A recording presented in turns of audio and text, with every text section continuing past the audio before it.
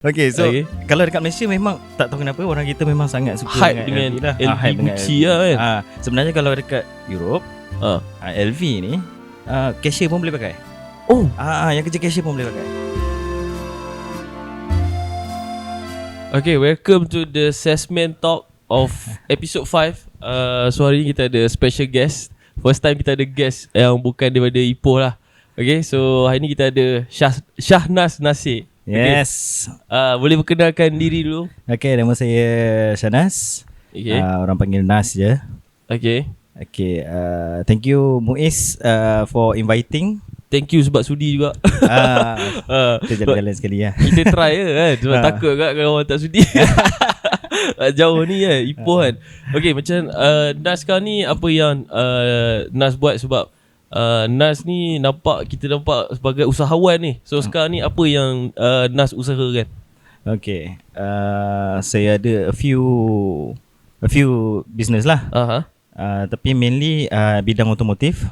Okay. So kita satu bidang lah. Otomotif lah. Otomotif. So side business saya ada bawa masuk luxury bag. Biasa orang kenal dengan personal shopper. Personal shopper. So yeah. So maksudnya ambil order, lepas tu ke sana beli dan bawa balik Malaysia. Betul, bawa balik Malaysia. Okay. Okay. Kiranya main tu otomotif lah, kereta lah kan. Betul. Jual beli kereta. So lepas tu ada buat site juga, personal shopper. Okay. Betul. Macam Nas sekarang ni kalau dalam bidang kereta sebagai freelance lah. Freelance, betul. Freelance. Tapi perjalanan career tu macam mana boleh jadi freelance tu yang sekarang ni? Okay. Saya start seawal umur 20 lebih kurang. Umur 20 tahun waktu tu. Okay. Sebab kita belajar main-main. Jadi hidup keras. Jadi kita kena pada waktu tu kan. Kawan-kawan kebanyakannya diorang kan student. Jadi semua pergi belajar kan, pergi sibuk dengan assignment, lepas tu lepak McD kan. Pakai hoodie sakit. Lepas tu so banyak yang study lah waktu tu. Study waktu tu. So saya pernah study juga. Okay. Tapi macam biasalah pada waktu tu kekangan kewangan lah. Jadi duit belanja waktu tu RM50 je seminggu kat Shah Alam. Ni masa hidup keras lah ni. Masa hidup keras. Okay. So Nas memang orang Shah Alam ke? Memang dekat sana ke? Saya Kepong. Asal Kepong. Jadi study kat Shah Alam waktu tu. UiTM. Okay, faham. So itulah. Dalam career otomotif ni dah berapa lama? Dah berapa tahun dah? Okay, sebab saya drop off. Jadi saya drop off, kena teruskan hidup. Jadi saya yang study tadi tu? Yang study tadi tu. Okay. Jadi saya quit. Saya pergi saya tengah fikirlah apa benda nak buat ni kan. Kerja McD dah pernah, kerja promoter dah pernah. Masih keras lah. Jadi saya bersyukur pada waktu tu saya ada seorang kawan saya ni. Chinese lah. Okay, dia jiran lama saya. Jadi dia invite saya, dia cakap why not you try buat sales. Pada waktu tu salesman lah kan, sales person. Kalau otomotif ni kalau kita tengok dulu kebanyakannya memang Chinese. Orang Melayu memang susah nak jumpa tak ada waktu lagi tu lah. Jadi alhamdulillah dia percaya ke. Dia percaya, dia bagi tahu kat bos dia, ada kawan dia nak try lah. Dia bagi tahu, dia recommend lah. Dia recommend. Jadi kita pun try interview, alhamdulillah dapat. Jadi masa tu first join sebagai sales person tu sebagai salesman lah. Salesman kereta lah. Yes. Okay. So masa tu brand apa masuk mula-mula? Saya memang macam tu. Dia kita tak masuk brand. Saya lain sikit. Saya tak suka pergi attach dengan brand yang orang lain semua nak try. Okay. So, normally kalau macam salesperson, kalau kita mula-mula nak berkecimpung mesti pergi national car dulu kan. Macam Proton, Pro 2 kan. Itu standard lah sebab kita nak dapat pengalaman dulu. Saya masuk Renault kereta France. Sejuk. Kereta France. Kereta yang antara yang paling sejuk lah waktu tu. Okay. Tapi yang bagusnya bila kita masuk brand sejuk ni, masa tu lah kita belajar training ground kita. Macam mana nak convince, Renault, macam mana. Sebab Renault ni, kalau cakap Renault rasanya orang tahu Renault yang haiwan tu je. Orang tak kenal lagi Renault ada buat kereta. Orang pun tak tahu sebut, sebab kebetulan pula kan buat personal shopper. Jadi kita selalu ke France. Sebab nampak banyak lah kereta banyak Renault pula kat sana. Kat sini asal tak ada. Sebenarnya kereta Renault pun semua ni dia okey je. Cuma okay je, dia betul. untuk pasaran Malaysia tu dia tak stable lah. Okay, betul. Okay. So mula-mula masuk dekat dalam Renault tu memang keras lah. Keras Waktu tu keras. Sebulan tu kalau nak jual satu pun keras. Habis macam mana? Tapi waktu tu ada dia launch kereta, kalau orang tahulah, Renault Megane RS pada waktu tu. Megane RS 250.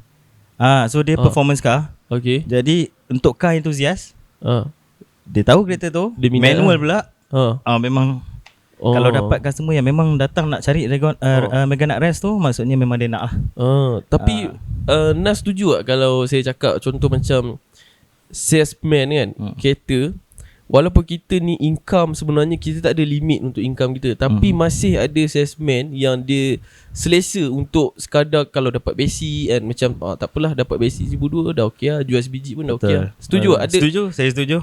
Okay, ada kan? Ada, memang sebenarnya ada. Untuk salesman yang ada mindset macam ni, dia rugi sebab sangat. Income untuk salesman sebenarnya unlimited. Kita yang tentukan berapa lah. Okay. So itu antara perjalanan career Syahnas lah. Okay, macam Syahnas punya side job sebagai personal shopper ni, bila yang tercetus je? Okay, mostly business ni saya yang handle dia adalah orang rumah saya lah. Syahnas punya queen. Saya punya queen, betul. Jadi 2016 waktu tu, saya waktu tu ada dekat BMW. Okay. BMW BMW. Itu antara saya punya peak lah, zaman peak saya dekat BMW 2016. Okay. So wife saya ada sedikit masalah kesihatan. Okay. Jadi dia terpaksa, saya advise dia untuk berhenti kerja. Berhenti kerja. Jadi dia tak tahu nak buat apa. 6 bulan, orang yang dah biasa bekerja, jadi 6 bulan tak bekerja, dia tak boleh dah. Dia rasa macam something is wrong lah. Faham. Jadi kalau yang saya prefer, memang dia tak payah buat apa-apa lah. Biar saya je yang kerja. Tapi dia tak boleh. Sebab kita sebenarnya sebagai lelaki, sebenarnya kita yang kena cari nafkah kan, tanggungjawab untuk ekonomi keluarga sepatutnya lelaki lah. Betul. Okay. So start daripada situ lah dapat tercetusnya untuk idea buat tu personal shopper. Betul. Okay, so personal shopper ni, barang yang Syahnas dapat order ni, apa dia? Apa barang yang Syahnas biasa dapat offer? Okay, kebanyakannya betul-betul luxury brand lah. Even masa kita start dulu pun, minimum brand yang kita ambil pun Louis Vuitton, LV paling minimum. Low. Paling low. Jadi LV paling low, LV guys. Paling low. Okay. Jadi, tapi kat Malaysia LV paling tinggi. Okay, teruskan. Okay, so kalau dekat Malaysia memang tak tahu kenapa orang kita memang sangat suka hype dengan LV lah. LV Gucci lah kan. Sebenarnya kalau dekat Europe, LV ni cashier pun boleh pakai. Yang kerja cashier pun boleh pakai. Something new Saya pun sebenarnya tak tahu juga. Tapi LV dengan Gucci ni kira cashier pun boleh pakai. Cashier pun boleh pakai. So dia maknanya mungkin dia kat Malaysia dia macam Bata lah kot kan. Kan? Lebih kurang lah. Up sikit pada Bata lah. Mungkin Charles & Keith ke macam tu lah. Level-level coach. Okay, faham. So dapat order untuk yang barang luxury lah. Barang luxury. Okay, kita masuk sikit pasal brand Contoh macam brand ni kan, daripada Syahnas punya point of view lah, dia sebenarnya dia ada level, betul tak? Betul. Macam entry level, betul. Kan. So dia ada apa level yang dia ada tu? Macam starting level dia tu apa? Dia dah start masuk luxury brand ni. Sebenarnya kalau ikut Malaysia market lah, kita cakap pasal Malaysia market, Coach ke, itu dah start, dah masuk dah. Coach dah luxury dah masuk luxury lah sebenarnya. Dah market Malaysia lah. Okay. Kalau kat sana boleh kata Gucci, LV lah. Kira baru masuk luxury. Okay. Sebab banyak orang tak tahu Coach asal dia USA. Tapi kalau luxury ni dia orang cakap kota fashion ni kat Europe sebenarnya. Milan, Italy ataupun Paris, France kan. So diorang ni ada satu orang cakap perang dingin lah orang cakap. So kalau cakap pasal luxury dia mesti kepada Europe. So US nak cuba buat macam Kate Spade ke apa, tapi tu US punya. Tu US punya. Jadi dia tak boleh takkan boleh tak boleh break. Tak boleh. Okay, so macam brand yang betul-betul high end, in the middle, yang tengah-tengah pertengahan dia. LV, Gucci, Prada, itu middle brand. Sebenarnya ada lagi satu kasta lagi. Ada banyak kasta. Okay, baru masuk Christian Dior, baru masuk Hermes. Christian Dior tu another level lah. Bukan dia LV kan dia atas lagi sikit. Okay, so Christian Dior lagi yang paling tinggi. Hermes Birkin. Birkin ni memang semua orang nak. Ya. Tapi barang tak ada. Tapi dengan cerita dia bukan semua orang boleh beli kan? Bukan semua orang boleh beli. Dia jadi waiting list lah. Yes. Siapa yang contoh nak beli model ni, kena ada model ni dulu. Yes, betul. Dia kena tengok kita, dia akan tengok kita punya history. Okay. Macam tu. Bagi kita punya ID, kalau kita pasport lah kalau kita pergi sana kan. Kalau kat Malaysia bagi IC. Ada record tak? Dia ada record kalau punya okay, so untuk ni info yang menarik lah untuk audience kan. Contoh kalau kita ni tak pernah ada lagi produk Hermes ni, macam mana kita nak memiliki produk Hermes yang pertama? Itulah gunanya kita orang. Oh ya ke? Yes, sebab kebanyakan klien yang tak pernah ada satu orang cakap apa, leather goods. Hermes, contohnya lah. Dia kena beli something macam belt dulu, kasut, accessories dulu. Kena ada record dulu. Okay. So jadi dia akan tengok. Dia macam kita nak buat loan dengan bank. So kalau kita nak loan yang 200,000, kita kena ada credit card dulu. Yes, macam bukan boleh terus approve macam tu.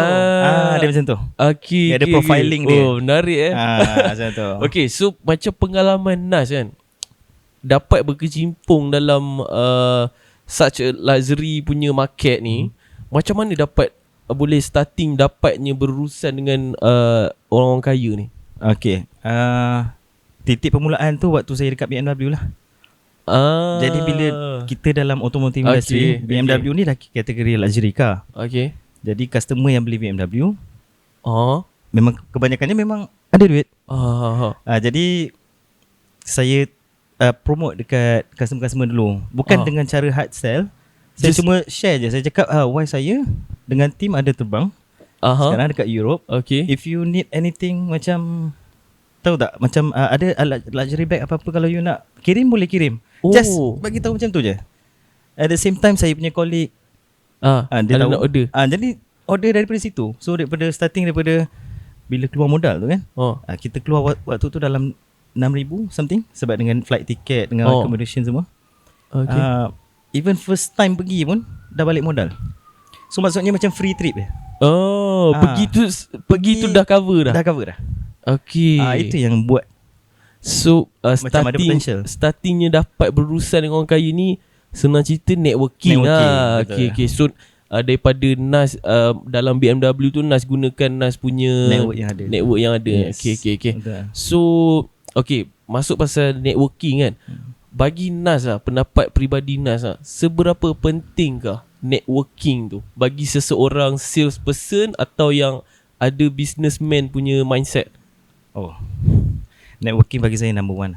Number one. Always come first lah. Always come first. Okay. Sebab tu whenever we go, kita kena build a good relationship, build good rapport dengan sesiapa saja yang kita jumpa.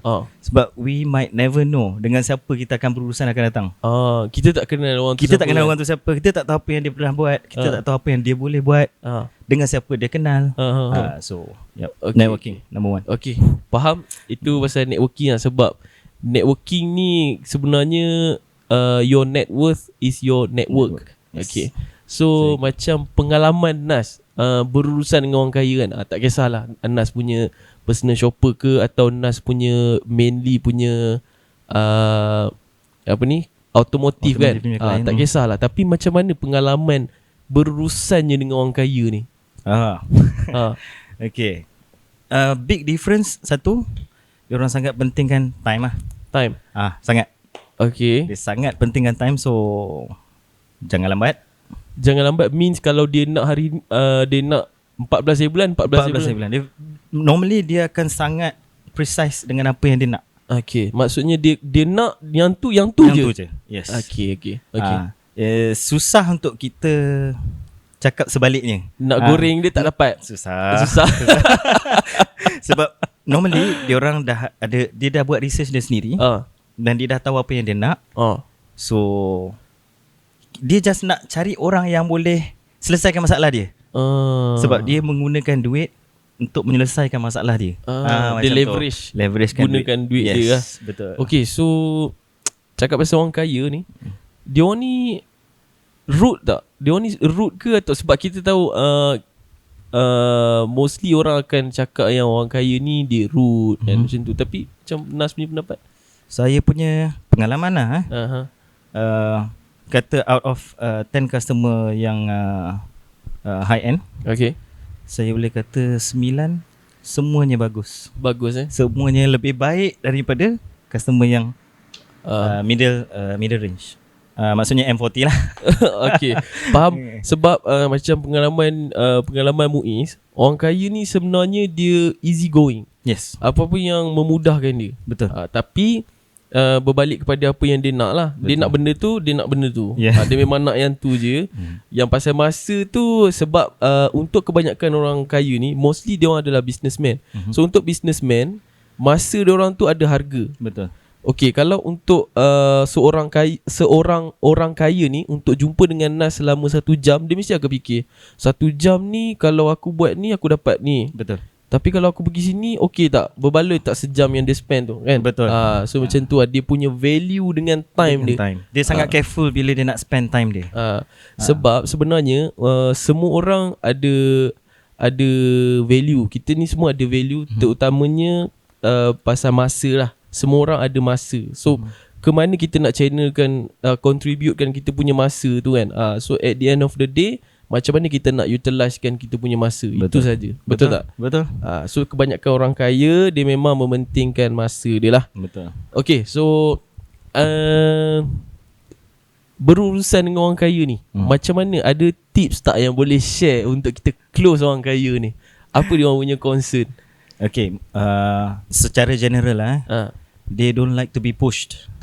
Okay. So dia orang tak suka kita tekan dia, rush dia. Because dia ada banyak urusan yang lain yang dia nak buat. So benda ni bagi dia picisan je. Picisan dalam hidup dia. Jangan cuba-cuba nak jadikan benda tu penting. Betul. Even though bagi kita sebagai salesperson, kadang-kadang kita ni sebagai salesperson, kita eager nak close, hasil, nak close, nak cepat. Of course lah, bos tekan apa semua kan. Jadi tapi kita kena smart lah as a salesperson yang handle orang-orang kaya ni. Kita kena pandai nak jaga tu. So kata bos bagi deadline, kereta ni kena katakan 7 hari bulan kena keluar. Kalau tak, ada next customer nak. Okay. So untuk kita nak put in a way dekat dia tu, macam mana kita nak bagi cepat tu. And then selalunya lah, kalau orang kaya businessman ni, kita tak deal directly dengan dia. Dia ada dia deal dengan dia punya orang kanan PA dia ke, dengan driver dia ke. So kat situ lah kadang-kadang ada trick dia lah. Maksudnya macam mana? Maksudnya macam kita kena ambil hati bukan hanya pada yang membeli, juga kepada dia punya assistant. Okay, faham. So sebab dia orang ni kalau boleh leverage kan, selagi boleh dia orang akan leverage kan. Sebab bagi dia orang benda beli-beli semua ni, kalau benda ni kecil-kecil, macam bagi dia orang certain things yang kita ingat besar, sebenarnya bagi dia orang benda tu kecil je kan. So benda tu macam kalau kita nak cuba jadikan benda tu penting, kita nak rush dia tak suka kan. Sebab bagi dia benda tu kecil, tapi kita ingat besar. Bagi dia senang, saya put in simple way, dia tahu masalah dia selesai je. Dia nak benda tu selesai je. So kita update je. Macam tu. Contoh, dia nak sekian kereta pada sekian hari bulan, pasang ini. So kita kena pandai lah nak jadualkan bila, nak minta payment bila, benda-benda macam tu. So kita akan bagi tahu dah, contoh kata tadi 7 hari bulan, hari ni 1 hari bulan contohnya kan. So kita akan cakap, tuan, 1 hari bulan booking kereta. Jadi loan akan approve 3 hari bulan contoh. Okay, 3 hari bulan kita akan saya akan minta officer untuk call tuan untuk sign agreement. For example lah, kita dah susunkan untuk dia. Jadi dia dah dia tahu apa akan berlaku dan dia tahu benda tu kena berlaku macam yang kita plan lah. Sebab dia tak nak buang masa. Dia tak nak buang masa. Correct. Okay. So itu antara tips lah nak close orang kaya ni. Macam Nas rasanya dah bergelumang dengan orang kaya ni lama dah kan. Okay, so personal Nas punya record ataupun achievement yang Nas berjaya close, apa dia? Kalau boleh share yang Nas akan ingat lah. Tak kisahlah barang personal shopper ke, kereta. Okay, dari segi otomotif, kereta, saya tak pernah sangka pun. Tapi saya tak boleh mention siapa lah. Okay, klien ni datang. Dia muda lagi, lady. Okay. So kita dulu masa kita jual kereta, kita selalu, saya lah kan, personally, saya selalu cakap nak loan berapa. Sebab kita tak biasa jual luxury car lagi pada waktu tu. Nak loan berapa, anak 9 tahun ke 7 tahun ke. Okay. Jadi kita bila cerita macam tu, kadang-kadang untuk customer yang high end, dia akan rasa offended tau. Kau ingat aku tak ada duit So ayat tu tak boleh pakai lah. Tak boleh pakai. Sepatutnya kita tanya dia nak beli cash ke. Yes, itu soalan pertama. Okay, teruskan. Sejak pada tu saya belajar lah. Okay, so kita kena tanya dulu, nak cash ke nak loan. Jangan malu tanya. Sebab itu dia yang nak membeli kan. Jadi kalau betul-betul orang kaya kan, kebanyakannya memang nak beli cash. Oh ya Kebanyakannya. Tapi kalau loan, anda syarikat.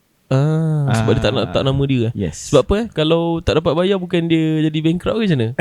Boleh jadi. Itu sebab loan, kalau anda company, so kalau kata tak boleh bayar, business lingkup ke apa, company tak efek pada nama dia. Betul. Yes, company yang itu satu trick kan. Trick. Contoh macam, tapi kalau kita beli kereta cash untuk orang kaya ni, bukan ke sepatutnya mungkin dia orang akan fikir income tax apa semua? Tak, sebab dia orang memang bayar tax. Dia orang memang bayar tax So dia orang ada tapi mesti dia orang akan utilisekan cara sebaik mungkin untuk reduce the tax kan. Yes, betul. Okay, faham. Lepas tu kan, macam Nas dengan orang kaya ni, Nas ada tak benda yang Nas perasan dia orang punya habit ataupun behavior dia orang ni? Okay. Of course, ni kita cerita pasal general lah. Kebanyakan orang kaya, kebanyakannya dia orang memang akan utamakan dia punya time, of course. Okay. Kesihatan. Okay. Dia jaga fitness dia. Okay. Time dengan fitness. Sebab dia tahu kalau dia spend time dia macam tadi Muiz cakap, katalah 1 jam tu, kalau dia buat kerja dia 1 jam, dia akan generate banyak ni. Dia akan generate katalah beberapa ribu. Daripada dia nak datang kat kita tu, berapa yang dia akan generate. Lepas tu bila dia nak beli something, dia akan fikir benda tu akan mendatangkan manfaat kat dia ke tak. Kalau kereta, katakanlah beli untuk company kan, untuk kegunaan dia nak pergi kerja, pakai driver lah biasanya. Jadi bila pakai driver, kereta ni sesuai tak untuk driver dia bawa, dan selesa tak untuk dia kat belakang. So driver dia yang akan uruskan semua tu. Yang pilih kereta siapa? Kebanyakannya dia tak tahu sangat pun pasal kereta. Jadi dia akan minta advice driver yang akan deal dengan kita. Oh ya. Sebab asalnya dia orang lagi banyak benda lain. Dia nak fikir. Kereta ni just transport untuk dia daripada rumah nak pergi kerja nak pergi kat meeting, benda-benda jumpa orang semua. Itu kalau kereta. Kalau dari segi bag pula, okay, bag ni satu benda interesting dia. Dia bukan hanya menghabiskan duit macam tu je beli bag. Sebab harga bag dia akan naik setiap tahun. Sama ada sekali atau 2 kali. It is actually an asset lah. A form of investment. Okay. Yes. So actually kalau kata pasal luxury punya barang ni, actually if you buying a Rolex, actually it's an investment sebenarnya. Yes. Kan? Sebab by the time tu harga dia akan increasing. Harga dia akan naik. Setiap tahun dia akan naik. Berbeza dengan jam yang lain lah. Kalau kita beli brand yang jam mahal tapi harga dia makin lama makin susut. Betul kan? Itu berbalik pada demand and supply. Kenapa Rolex boleh laku? Okay, kita bagi satu example lah. Kalau kita beli 1 jam kata Submariner kan, kalau beli direct daripada butik, harga jam tu dalam 45,000 je. Ini brand apa? Rolex. Okay. Okay, bila kita beli dekat butik 45,000 lebih kurang. Tapi nak dapat tu waiting list sampai 3 tahun 4 tahun. Okay, dia ini Rolex Metri Okay. So dia saja buat benda tu memang lambat sebab semua handmade kan. Dia memang lambatkan. Sengaja lambat kan. So demand dah gila babi dah. Dah gila-gila kan. Tapi jam tak ada. So siapa yang dapat?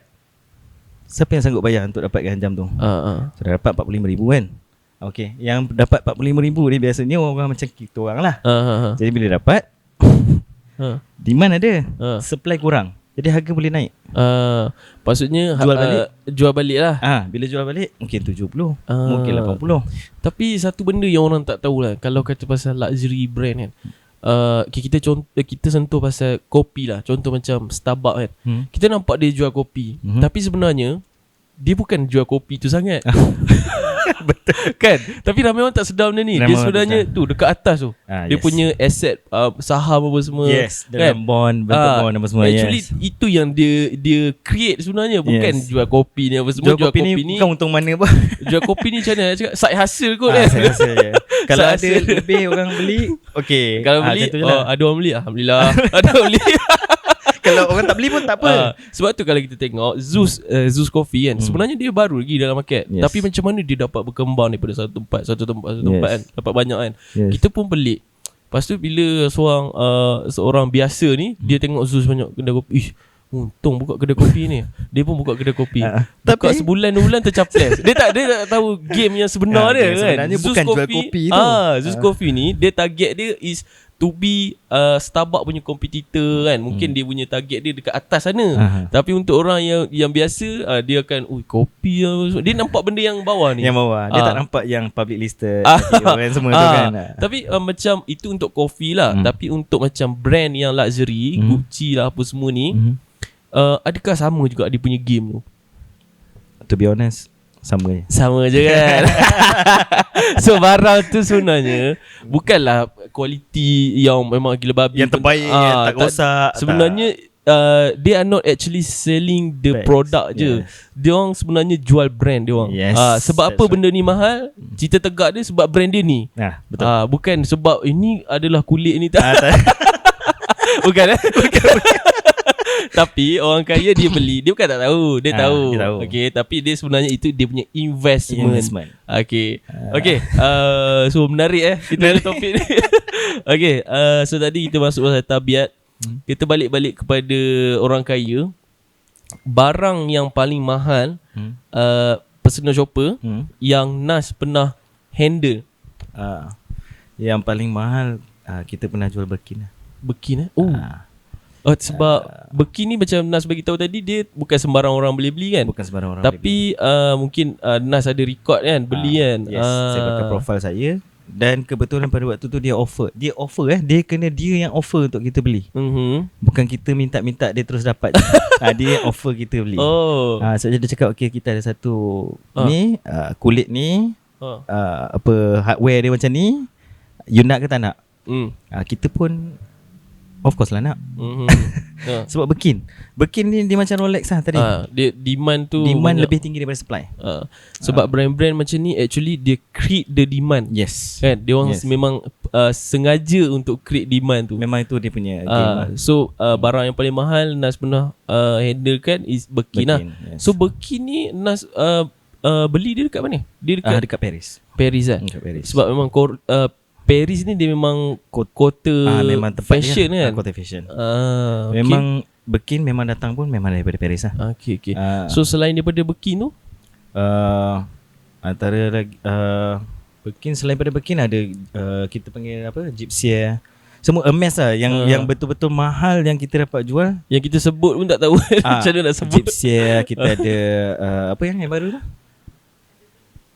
Bukan yang baru ni kita dapat. Yang macam Constance tu. Geta. Geta.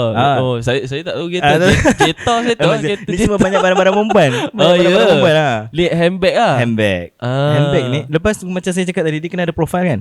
So kalau kita tiba-tiba just nak walk in, dia pergi dekat Hermes KL lah, katakan dekat Pavilion saya nak a bag, Hermes Gypsy lah contohnya. Dia pun tak tahu kau datang daripada mana. Kan, tiba-tiba nak beli bag je. So dia takkan bagi, mesti dia akan cakap Tak ada. Tak ada. Dia mesti akan cakap tak ada. So macam mana kalau betul lah tadi Nas ada beritahu kan, kalau nak beli yang barang tu mungkin dia kena beli barang yang kecil-kecil dulu kan. Kena create, ada profile dulu. Macam beli kereta lah. Kena ada credit card dulu ke, ASP dulu ke. Dia kena tengok rekod dulu. Okay, faham. So amount, nak tahu amount. boleh share kalau nak share berapa amount dia? Dalam 60 lebih ribu. Untuk handbag saja. Satu handbag.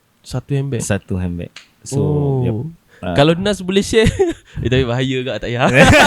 So nanti on the way pergi ke apa-apa. Bahaya. Tak payah Okay, Nas ada sebab Nas jual barang luxury macam ni kan.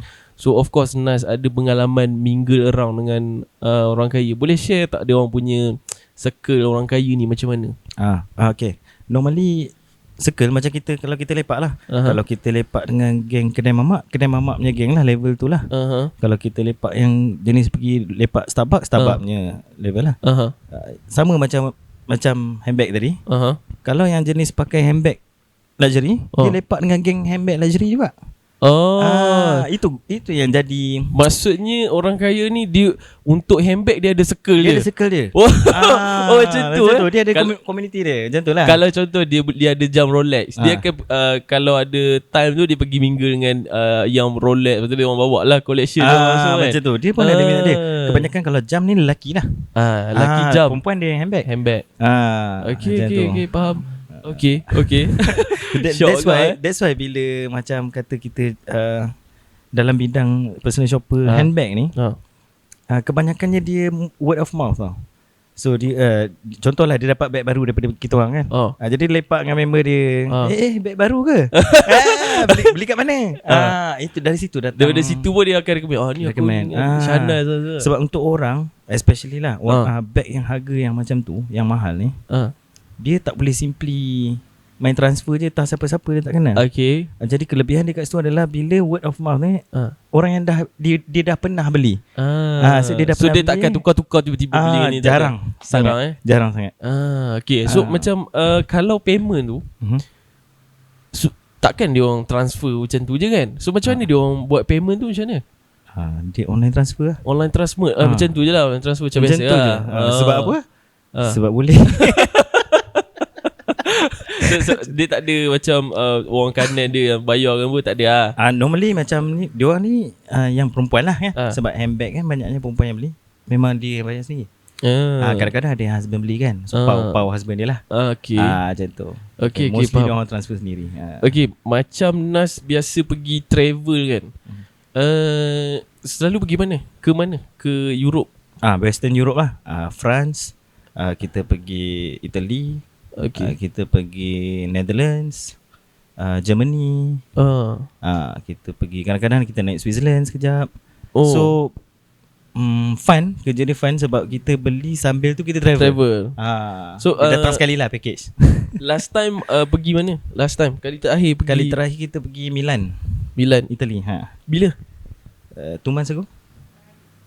Lepas raya 2 months ago. Baru lagi Baru lagi pergi Milan. So dekat Milan ni beli apa? Macam-macam. Kita kan kalau macam brand dekat Italy, dia banyak macam Gucci, Prada tu memang tempat dia. Gucci, Prada. Lepas tu kita beli juga LV pun ada kat situ. Louis Vuitton ada kat situ. Basically semua brand yang ada kita akan beli juga lah kat situ. Macam Goyard. Goyard ni ada satu brand juga yang niche market. Bukan semua orang tahu tapi orang suka. Okay. Nas, kalau macam Nas pergi satu-satu negara ni, Nas takkan beli satu barang. Betul tak? Kalau beli satu barang rugilah kan. Betul. Okay, so biasanya beli berapa barang? Biasanya berapa barang? 10? Average 30 hingga 40 barang. Okay, jadi macam nak bawa balik tu macam mana? Banyak tu. Sebab tu pergi dengan team sebab tu pergi dengan team. Okay. So dalam bag tu, dalam luggage tu kita akan bahagikan lah. Okay, sebab impossible lah pergi 2 orang ni tak boleh nak muat semua tak muat. Kena ada team lah. Macam fun tu kan. Pergi dengan team kan. Okay. Nanti kalau nak pakai orang kita mungkin seorang yang ke berapa, mungkin 200 lebih tanya. Ada queue Ada queue. So Nas dah create demand ni Nas. Dah create. Okay, so dalam personal shopper ni daripada tahun bila tadi 2016. 2016. Alhamdulillah Lama dah. sampai sekarang. Dah lama. Alhamdulillah, so berkembang dengan maju lah Alhamdulillah. Boleh. So ada plan untuk Nas mungkin try selain daripada bag apa semua, ada tak? Ada plan lain? Kita ada, actually kita dah plan untuk buat travel tau masa tu. Nak buat travel agency sekali. That is a very good plan tu. Dia macam sekali jalan kan. Orang yang nak pergi travel, dia nak pergi berjalan. Jadi dia tak selari tau. Okay. So kita kena ada create team lain lah. Then Corona bana sampai 2019. Masa tu dah memang nak buat dah lah tu. Nak buat dah travel agency. Tapi pada waktu tu lah. So mungkin akan datang, insyaAllah. Kita tak tahu. Okay. So ada plan untuk buat travel agency. Okay, faham. Sebab dia memang kena separate. Kalau beli barang saja. Yelah. Travel agency saja. Sebab dia tak ngam kan, tak match kan. Macam mana nak pergi jalan, nak pergi tempat ni nak tangkap gambar apa semua, tiba-tiba kena pergi mall, macam tak boleh. So dia dalam mall ke? Macam ada yang dalam mall, ada yang butik kat luar. Sebab dia orang punya butik tu biasa macam jalan-jalan, macam tepi jalan je. Yes, macam tepi jalan je. Dia lok-lok kedai je tepi jalan. Macam kalau orang dekat luar negara ni kan, biasanya yang high level dia orang pakai apa? Chanel, Hermes, Dior. Cara sebut dia pun tak sama. Hermes, Dior. Dia punya dia ada dengung dia. Dia ada kol-kolah dia. Hermes ni memang susah nak dapat dia. Susah nak dapat. Kalau macam brand yang dia, kalau Christian Dior ni pun sama satu level dengan dia kan. Bawah sikit. Dia bawah, kasta dia bawah sikit. Okay, faham. Yang dekat dengan Hermes sekarang Chanel lah. Chanel. Dia punya kompetitor dia. Okay, faham. Dia macam yang saya cakap, tak semua orang boleh beli tu. Sama macam kalau kereta, Ferrari contohnya, Rolls Royce. Dia tengok profile dulu. Nak beli yang ni, kau ada tak model sebelum? Yes, betul. Macam tu. Bukan sembarang orang kan. Bukan sembarang orang. So sebab tu, daripada situ kadang-kadang kita tahu tau, tiba-tiba ada orang boleh bawa kereta ni, kau mana-mana datang, of course aku sewa kereta. Yes, betul. Susah nak beli kan. Susah nak beli. Kalau Rolls Royce pun sama. Rolls Royce pun sama. Dia akan tengok kita punya status dulu. Kau buat apa? Kau kena bagi, actually kalau nak beli Rolls Royce, kena submit company profile tau. Kau bukan boleh suka datang walk in, I nak beli Rolls Royce, tak boleh. Tapi rasanya orang tak beli individu kan. Orang akan beli atas company. Sebenarnya company kan? Itu cara orang-orang kaya leverage kan dia orang punya liability diorang. Takut sangkut dengan diorang kan. Kalau apa-apa jadi, company aku yang blacklist. Bukan aku tak ada guna macam tu kan. Okay. So macam dalam bidang automotif, Nas pernah jual model apa yang paling high sekali lah? Paling high end rasanya 7 Series, BMW 7 Series. Okay. So BMW lah. So other than that, memang BMW lah. Kalau kata yang paling tinggi setakat ni lah, BMW lah kot. 7 Series. 7 Series tu dia kira dia punya flagship lah. Pada waktu tu lah. Pada waktu tu sebab masa tu belum ada X7 lagi. So faham. So macam Nas sekarang ni, kita masuk bab EV sikit Macam Nas sekarang ni, Muiz nampak sharing dekat TikTok tu banyak yang berkenaan dengan kereta EV kan. Macam Aura Cat, Aura Good Cat, betul. Kan, Aura Good Cat kan. Lepas tu BYD. Apa lagi yang ada kat TikTok, Neta pun EV juga apa? Neta nama dia, Neta ke? Tak, hari tu yang share dekat TikTok rasa yang tu lah, BYD. Tesla pun saya dah share. Tapi Tesla yang beli awal tu lingkup. Siapa yang beli awal? Siapa yang beli awal lingkup lah. Dah lah beli second hand. Bukan second hand lah, I mean tahun yang sebelumnya. Tapi on paper mungkin nampak bukan second hand, tapi sebenarnya dah pernah guna kan. Ada yang dah pernah guna. Ada yang recon. Okay. Tapi ada juga yang baru, unused lah. Maksudnya dia baru. Sebab kereta elektrik ni dia kan tak ada tax. Ada tax exemption kan. Ada tax exemption. So bila dia masuk, dia boleh bawa masuk kereta baru. Kalau macam kereta petrol, tak boleh masuk kereta baru. Kena masuk yang recon saja. Kalau pakai AP lah, AP yang diorang pakai sekarang kan.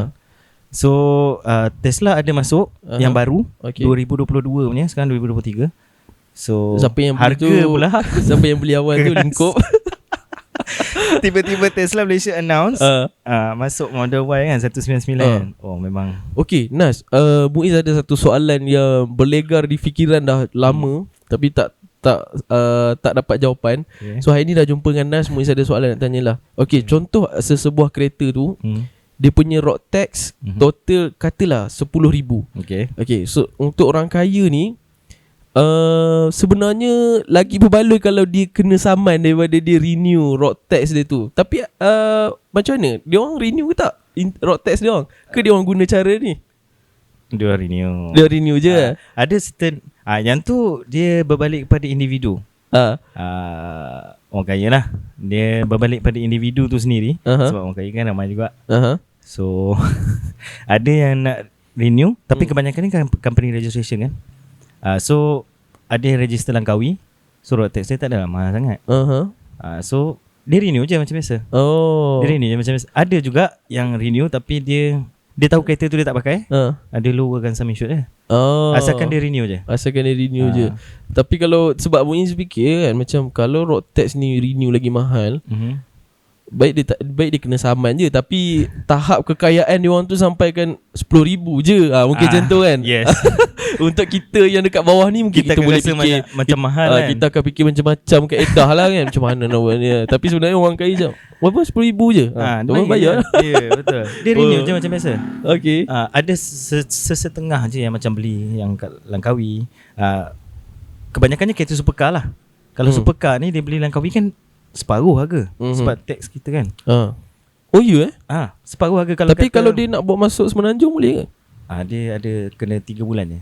Ada kaedah dia lah. Duduk kereta tu berada di Langkawi selama. No ada di Semenanjung, selain pada Langkawi 3 bulan je. Lepas tu dia kena simpan. Lepas tu dia ada lah, dia punya terms dia kena habiskan loan berapa banyak tu, tunggu 5 tahun baru boleh bawa masuk macam tu. Ada kaedah dia. Ada lah kaedah dia. Okay, faham. So sebenarnya dia orang renew je lah kan? Dia orang renew je. Sebab bagi dia orang tak ada isu pun. 10,000, 20,000. Nas, kalau macam Nas ada buat insurans kan, insurans untuk kereta kan, kalau katalah kereta tu harga dia dalam 500,000 sum insured, berapa dia punya insurans tu? Insurans. Okay, kalau agakkan je lah. Agakkan dia, kalau premium dia lebih kurang dalam 30,000 lebih. Dan kalau Rolls Royce harga dia 1 juta, 1.5 juta, berapa? Agak-agak 40 lebih. 40,000 lebih. Yes. Untuk insurans. Untuk insurans saja, belum masuk road tax. Sebab road tax dia berapa cc? Kereta 6,000 cc, 5,000 cc. So kena pula kalau company registration double. Dia orang bayar selamba je. Tapi dia orang bayar selamba je lah. Kalau macam kita kat bawah ni, kita fikir macam-macam lah nak buat kan. Sebab kita tak ada kat tahap tu. Jadi bila kita tak ada kat tahap tu, kita rasa macam mahalnya. Tapi untuk dia orang dah ready. Fun facts lah, untuk orang kaya ni sebenarnya, kalau dia nak ambil sesuatu liability, contohnya nak ambil kereta, yang membayarkan kereta tu, dia dah build dah satu benda untuk bayar kereta tu. Betul. So dia boleh terus jalan, tapi kereta dia tu something is paying the car. That's right. Sebab tu tak boleh guna method macam, tak boleh guna method macam kita. Macam aku nak beli kereta kena 15% boleh kereta. Tak ada. Dia dah bina dah dulu kan. Satu untuk bayar dia punya liability dia. Saya bagi contoh, kalau dia nak beli kereta yang 1 juta, dia dah ada dah pun 1 juta tu. Dia just buat loan tu mungkin separuh daripada tu. So yang lagi jahatnya dah lah buat separuh 3 tahun. 3 tahun je. Betul. Sebab apa dia buat 3 tahun? 6 bulan pertama tak boleh clear kan, sebab ada penalty. Selepas tu dia akan clearkan kebanyakannya lah. Tak nak kena interest. After 6 months. Just kereta tu ada nama company, macam tu je. Okay, faham. So Nas, kalau katalah untuk yang baru nak berkecimpung dalam mungkin menguruskan orang kaya punya masalah kan, dia orang punya mostly nak ada bisnes dengan orang kaya, apa yang Nas boleh advice untuk dia orang? Berurusan dengan orang kaya. Berurusan dengan orang kaya. Apa yang Nas boleh share, yang Nas boleh advice, nasihatkan untuk newbie ni lah? Kena buat je. Buat dan belajar. Of course kita kena betul dululah. Maksudnya dari segi penampilan, kenalah meyakinkan sikit. Ini kau bulu hidung pun kau tak gunting. Kan? Kasut pun tak pakai. Macam mana dia nak percaya untuk bagi duit tu kat kau? Faham tak? Itu benda yang first step. Actually your appearance is dia punya akan jadi dia punya first impression dia.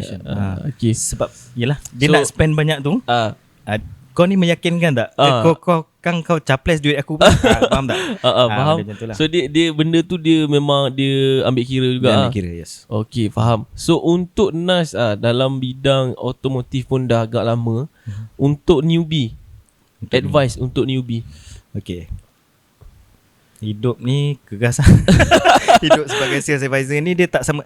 Cerita tegak je lah. Cerita tegak je. Sebab kebanyakan lah saya tengok yang generasi hari ni, dia orang sibuk cakap pasal basic salary tau. Basic salary ni sebenarnya membunuh salesperson. Betul. Kalau kita quote daripada apa yang Azri Water pernah cakap. The moment kita bagi gaji basic untuk salesperson, itulah moment yang kita punya mistake. Macam Muiz pun kita dalam bidang otomotif sales. Jadi bagi kita sebenarnya basic salary ni adalah macam duit poket je. Basic salary ni duit poket duit poket je.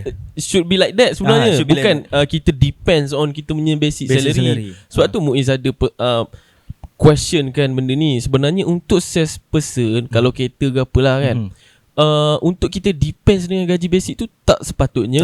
Kan? Dan sayang untuk kita capping kan kita punya income tu pada basic salary tu je, minimum. Sebab kita punya income ni unlimited, kan. Betul. So macam agent insurans, untuk agent hartanah. Agent hartanah ni kadang-kadang gaji basic pun tak ada. Betul.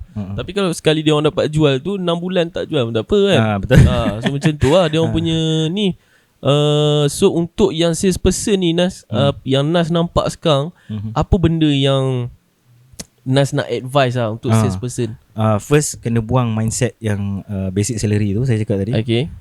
Memang takkan jadi comfortable. Okay. Jangan expect buat terus jadi. Okay. So dia kena datang berkali-kali lah, kita kena try and error, kena kita rasa belajar, gagal gagal banyak kali. Sebab memang kita akan gagal banyak kali pun kalau buat sale. Siapa yang buat sale akan tahulah benda ni. Ada hari memang makan Maggi, tiba-tiba ada hari pula dapat lobster. Ada hari tiba-tiba lobster. So dia tak tetap. Dia sebenarnya satu training ground sebelum kita nak mulakan apa-apa perniagaan. Betul. So sales adalah satu macam core dia tau. Jadi bila kita bergelumang dengan sales ni, kita dah tahu jatuh bangun dia. Kita dah tahu sampai mana kita boleh jatuh, sampai mana kita boleh bangun. Jadi kita keberanian tu akan datang kemudian. So untuk salesperson, jangan takut untuk gagal lah. Jangan takut untuk gagal. Sebab untuk sales sebenarnya dia always revolving lah. Dia always berubah. Macam dulu mungkin kita boleh, ni contoh lah, macam dulu mungkin kita boleh try masuk dalam group Facebook, lepas tu kita try Facebook ads, lepas tu sebab dia akan always bertukar. Macam sekarang ni kita nampak dia dah semakin memasuki online, macam TikTok kan.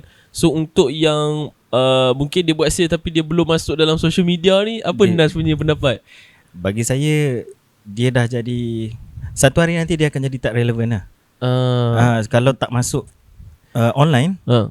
Sebab dia game of the more people you reach, the more sales you'll get, the more chance you'll get.